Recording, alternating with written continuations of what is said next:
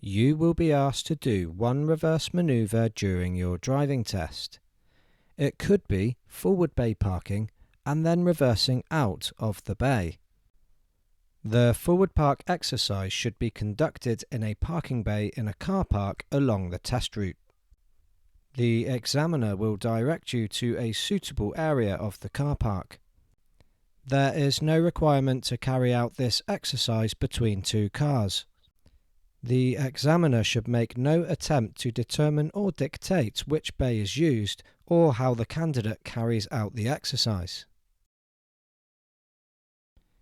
The examiner will say, "I would like you to drive forward into a convenient parking bay, finishing within the lines, either to the left or the right." You should not normally be penalised for crossing the lines when entering the bay. You should park within a bay, but examiners should not be too concerned when making their final assessment of the final position of the car in the bay. Parking outside the bay is unacceptable. You can't drive through a first parking bay and then park in a bay directly in front of that. When you are happy with your finish position, the examiner will then say, "I would like you to reverse out either to the left or the right." If road markings indicate a one-way system in the car park, you will be directed which way to reverse. When you reverse out, you can't go into any bays behind you. Irrespective of the presence of other vehicles or pedestrians, you are expected to take all-round observations to ensure that the manoeuvre is executed safely. The question is not whether anybody is there, but whether you have taken adequate observations to ensure that safety is maintained throughout the exercise. I'm going to show you how to do forward bay parking to the left and the right. I'll also show you how to reverse out safely on your driving test. Please understand that reference points will normally need to be tweaked a little bit just to suit your car and your seat position. Look all around and decide if a right signal will benefit anyone. Position your car as far left as is safe. Stop at the point of turn. This will ensure you don't go too far. Use the same point of turn reference point as turning right into side roads. For me, this is when the first bay line just passes my right door mirror. Look all around. If safe, creep slowly, steering between a full lock and less turn when needed. To avoid crossing the first bay line, I am aiming the driver's side of the car into the middle of the space. This should provide the space for the back wheel to come around the first bay line without crossing it. It can be really difficult to judge how much to turn the wheel, so it's best to keep the speed as slow as you can. As the space you are parking in disappears, use the space in front to help position the car. Look ahead of the space, and when the car feels parallel to the bay, straighten the wheels.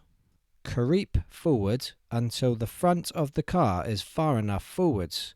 Use a reference point to help. The reference point I use is when the front bay lines are just underneath my side mirrors in my windows. This tells me the front of the car is far enough forwards.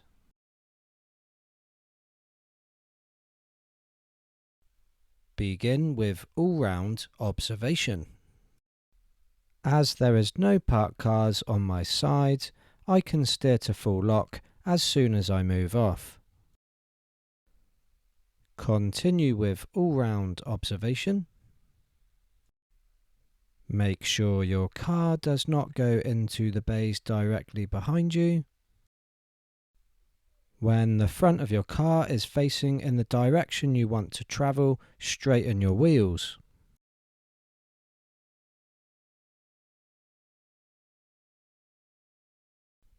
Look all around and decide if a left signal will benefit anyone.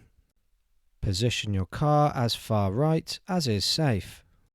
Stop at the point of turn.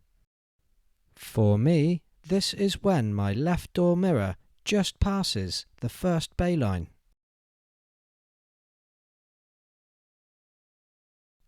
Look all around, and if safe, creep slowly, steering between a full lock and less turn when needed. It can help if you aim the driver's side of the car close to the second bay line. Look ahead of the space, and when the car feels parallel to the bay, straighten the wheels. Creep forwards until the front of the car is far enough forwards, using a reference point.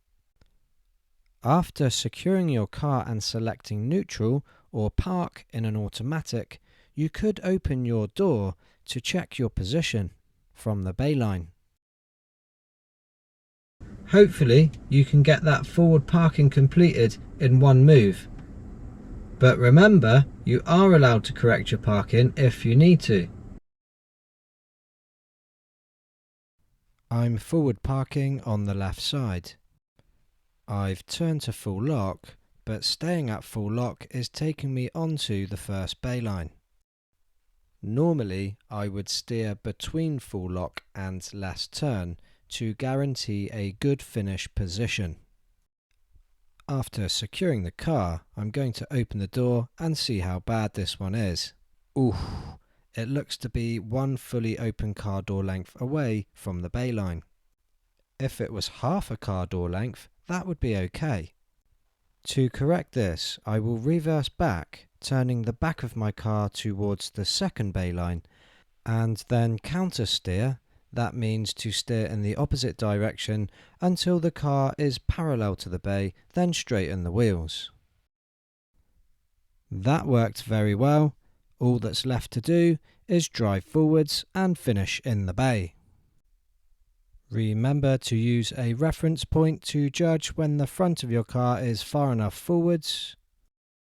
And for me, this is when the front bay lines appear just underneath my side mirrors. Once you are in your finish position, you could open your door to have a look and see how close you are to the line. Nice. So that looks like a little less than half a car door length. I have turned full lock to the left too late, and my car is going towards the second bay line. The only option when you are in this position is to reverse back.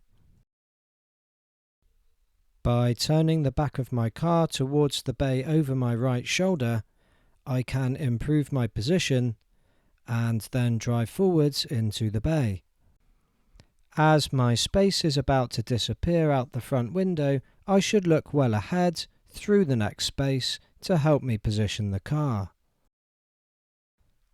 Again, I'm going to use my reference point to help me to position the front of my car really close to the front bay line.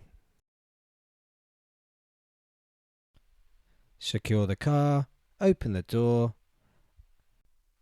and the gap is less than half a door length.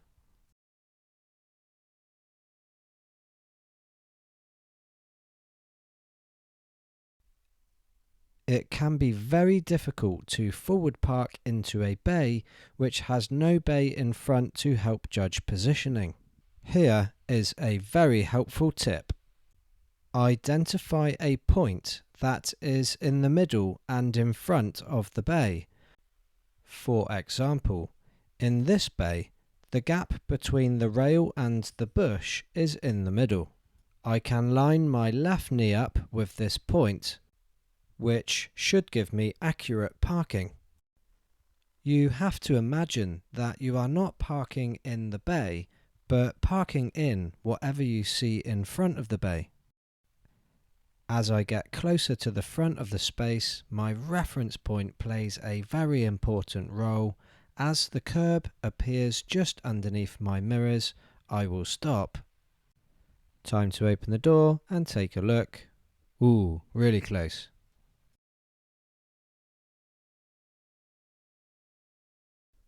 All-round observations means looking everywhere.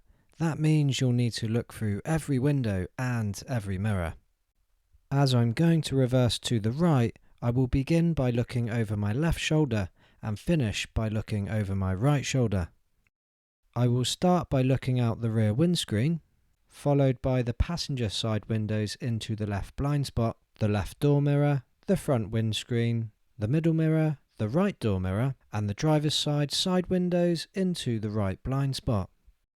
I'm beginning to move immediately so my observations do not become old. As I reverse, I'm going to keep up to date with what's happening over my left shoulder and around the car to my right shoulder. If a road user gets near to my car, I must stop and give way. If the road user decides to wait for me to finish my manoeuvre, then I can continue. Thank you for watching my video. Leave a comment if you have a question, and if you like the video, please subscribe for more upcoming videos like this one. Watch my manoeuvres playlist to see the other 3 reverse manoeuvres. Good luck!